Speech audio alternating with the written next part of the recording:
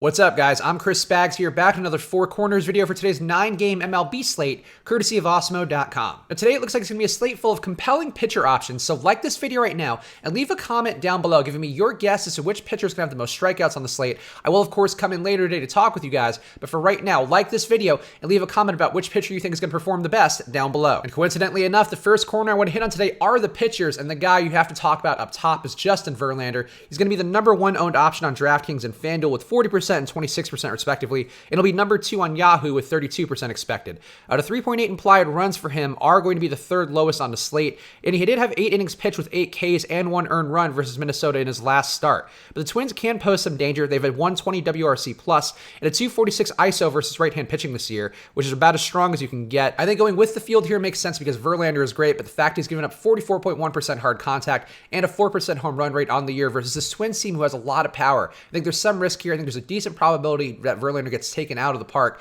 at least once today, but that doesn't mean he can't get there fantasy-wise, so I still don't mind him. I just do think there is some risk on the other side. Zach Wheeler is also going to be a very highly owned option today. He's going to be #1 on Yahoo, #2 on DraftKings and FanDuel, and the 3.6 implied runs against him are the second best on the slate. Cincinnati's 24.4% K rate versus right-hand pitching this year with just a 66 WRC plus means it's a good spot for Wheeler overall, but the thing is Wheeler hasn't missed bats that well with just a 9.9% swinging strike rate in 2019. The run total and the -152 money line here from Vegas are some pretty big cosigns by the people who know best. They're the sports bettors. So I don't mind going with Wheeler here, but I think you really are taking him more for Vegas than you are the numbers on paper. And I think that's a fine spot, but it does give me a bit of pause because I do think that he's not as fantastic of a play as a guy like Verlander or some of the other guys we'll touch on. Patrick Corbin going against St. Louis will also be a popular option today. He has just 3.9 implied runs against him, and St. Louis has had a 193 batting average versus right-hand pitching so far in 2019. Here too, there's some dangerous power with guys like Matt Carpenter, Paul Goldschmidt, and Marcelo Zuna, all over a 225 ISO since last year.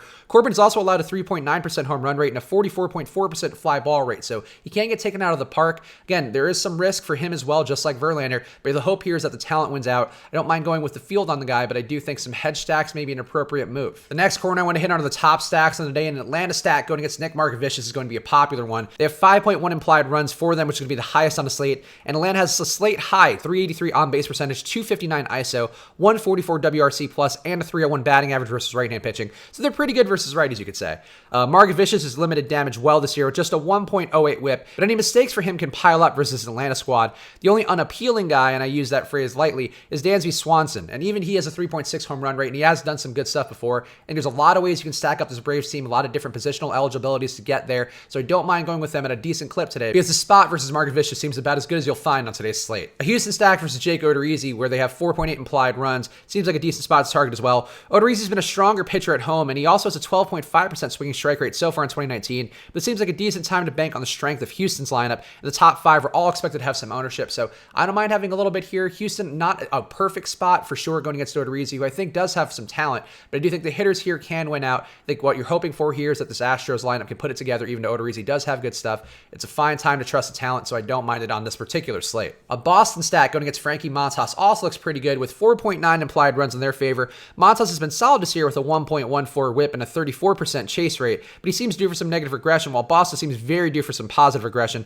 They've been underperforming versus right-hand pitching this year. The lineup's aggregate 356 on base percentage, 239 ISO, and 126 WRC plus, so to be amongst the best on the slate. So this Red Sox team seems like they're due to get better. Montas seems like he's due to have some bad days. I think it's a good time for both those heads to meet. I think it's a good time here to target the Red Sox in a stack. The next corner I want to hit on are some of the lower owned options on today's slate, and a Mets stack going against Tanner Roark does fit that criteria. The Mets get 4.5 implied runs in their favor, and Roark hasn't missed bats well with just a 6.4% swing strike rate in 2019, and also he's not initiating soft contact, just 8% of that allowed, so a lot of quality hits being given up to opposing hitters. The top 6 of the Mets are also able to hit well and draw walks. They all have an OBP of over 350, and Roark's control hasn't been there. He's also allowing 10.1 hits per 9, and he's due for some home run regression with just a 1.8% home run rate in 2019, which is down significantly from his numbers going back to last year. The Mets stack seems a little overpriced, but I don't mind going here again because Tanner Roark is going to give it up today. He's going to allow guys to get on base. He's going to give them the opportunity to drive in runs. I think that's all you're looking for here on this slate, where really no stack is terribly appealing to me or jumping off the page. Mike Soroka going against San Diego also looks pretty good with 3.9 implied runs going against him. San Diego has a 27% K rate versus right-hand pitching so far in 2019, and Soroka's been really good as well with 11 Ks per 9 so far this year with an 11.3% swinging strike rate and a 33.6% chase rate. He's also allowed no home runs, which is a little bit worrisome because he's probably due to give up one, but it's a good spot here for Soroka. it's a situation too where he is going to be decently owned, but still lower owned than some of the other top pitching options. So I don't mind going him just to differentiate. A hero from last week in this video, John Means, is going up against the White Sox again, and the 4.6 implied runs against him are scary, but it's 27.3% aggregate K rate. The projected lineup for the White Sox is a nice opportunity for Means. He's got a 15.3% swinging strike rate on the year, which has looked good. He's really thrown some nice pitches. He's done a good job in a bunch of different matchups.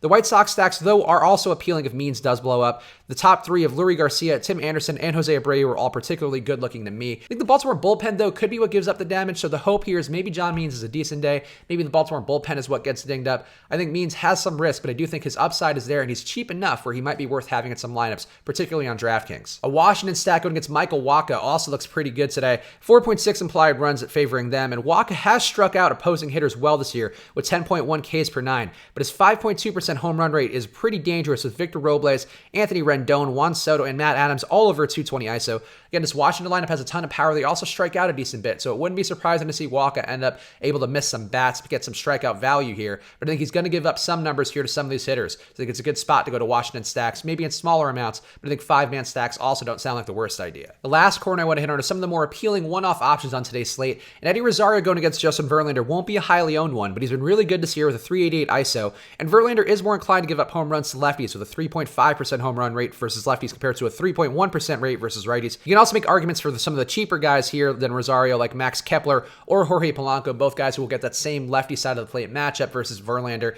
But really, I think any of these ways here, a one-off going against Verlander makes sense to me because he's going to give it up to somebody, I think. He still can have a great day, as I mentioned, but the power here for the Twins lineup, as well as they've been hitting as a team, I think somebody here is going to take him yard, and I think it's one of these three guys with the best opportunity. Cody Bellinger going against Jeff Samardzija also interests me today. Bellinger's going to be a pricey option, and he's in a pitcher's park, but he's raked so far this year with a 500 on-base percentage and a 427 batting average. Samardzija's been hideously bad versus lefties going back to last year with a 1.81 whip, 5.6 xFIP, and a 4.4% home run rate. So this is a really good spot for Bellinger, a guy who's smashing on the year. Samardzija not good versus lefties. It all seems like it lines up, and probably at not much ownership because people don't want to play Bellinger going into a pitcher's park. Brandon Lau going against Brad Keller also seems like an interesting option to me today.